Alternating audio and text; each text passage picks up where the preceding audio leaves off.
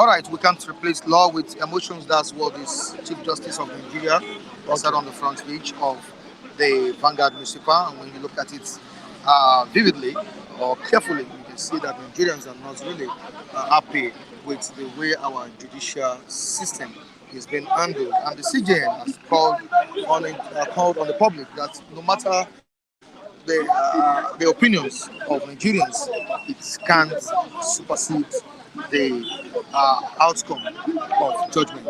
That's what the CJN has said.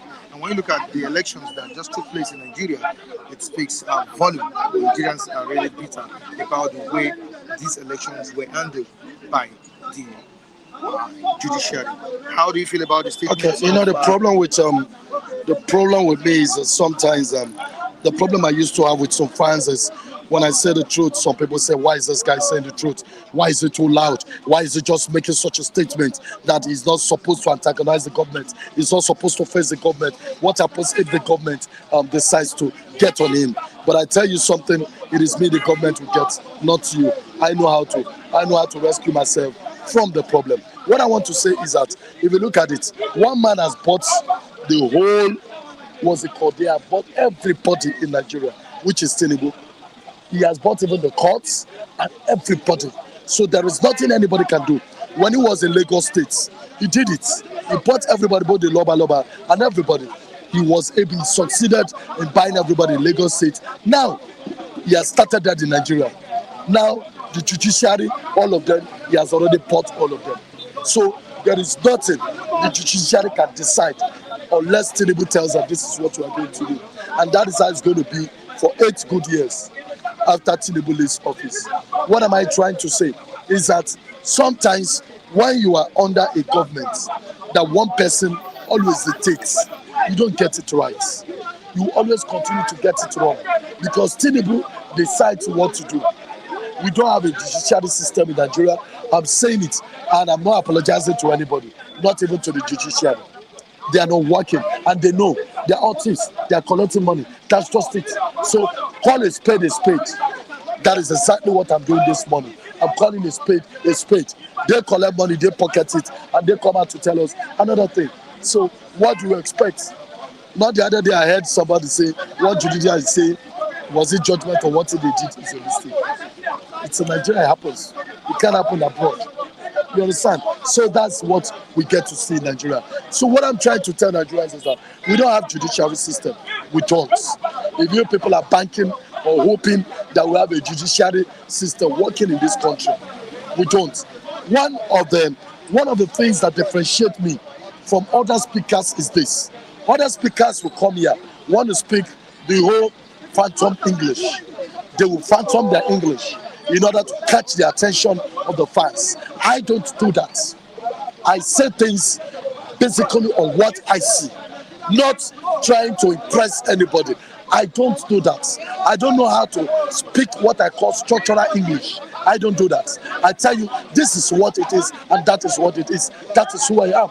And that is why sometimes I have my fans, sometimes I don't have it. But I don't care about the fans. I care about the points I want to make. Now, let's move down to another one. All right. Peace deal brokered by Ashwadi Bola Ahmed Tinubu over the crisis in those states. I'm talking about the political crisis in those states. Of course, you're aware that there's a feud between the incumbent governor, Rotimi Akeredolu, and Aida Tiwa, who happens to be the deputy governor. Yes. The peace deal by President Bola Ahmed Tinubu was threatened yesterday, and the plot to unseat the incumbent governor is still ongoing.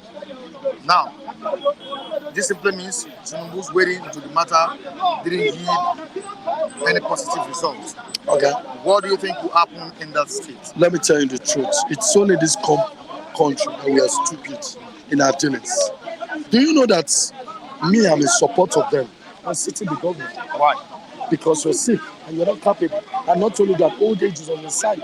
So there are factors that you need to determine to unseat him.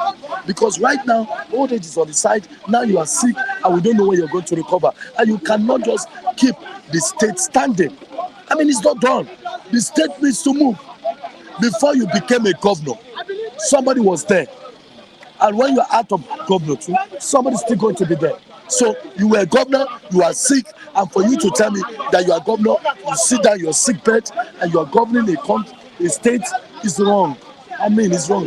Let's call a spade a spade. The reason why Tinubu interfered, of course, I would expect Tinubu to side them to say that the government should be governing anyway, because that is who he is. Tinubu himself is like that. So what are we talking about? How would a governor be governing from outside? It's not done. It's not done. I don't know why people in Nigeria would like to paint things the other way around. I mean, it's not. Okay, it's just like in America. Let me give you a stance. An American president, you are sick for over 8 months or 6 months. You think Americans will allow such person to continue? The answer is no. Somehow along the line, they have to move him away.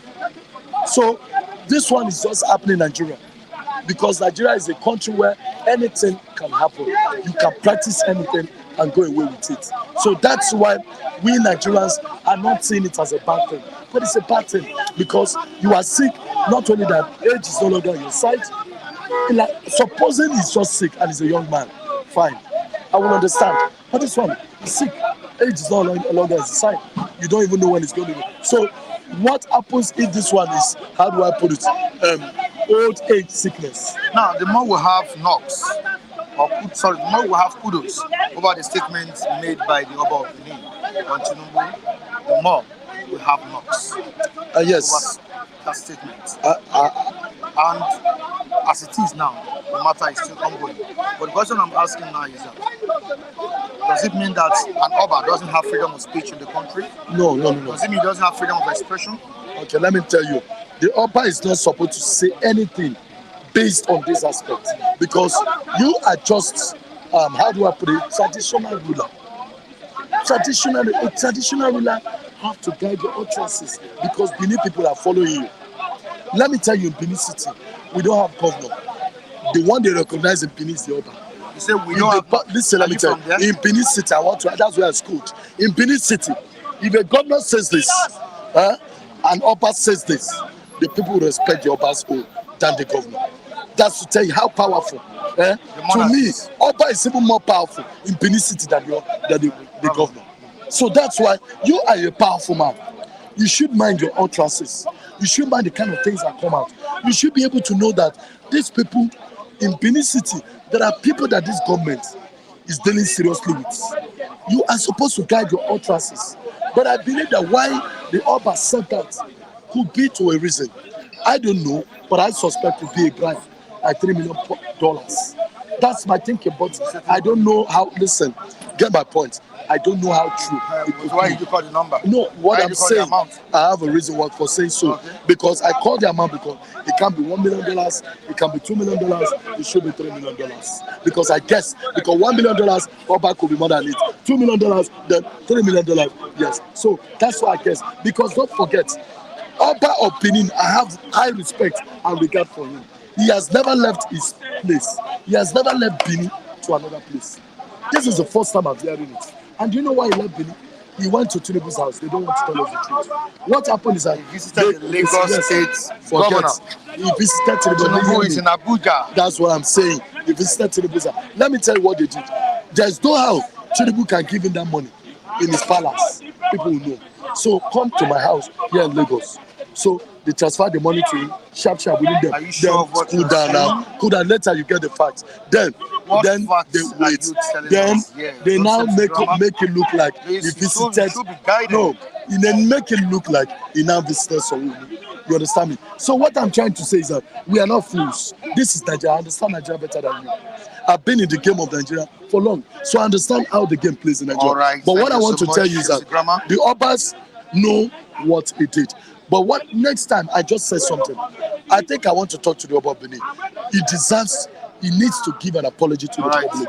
He needs to tender apology to the Benin people, to tell them that he's sorry for such a statement. Because as now, if he had said that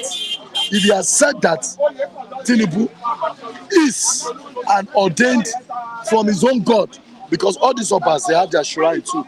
They will have people they worship. All right, thank you, Almighty God. We just need to go. That is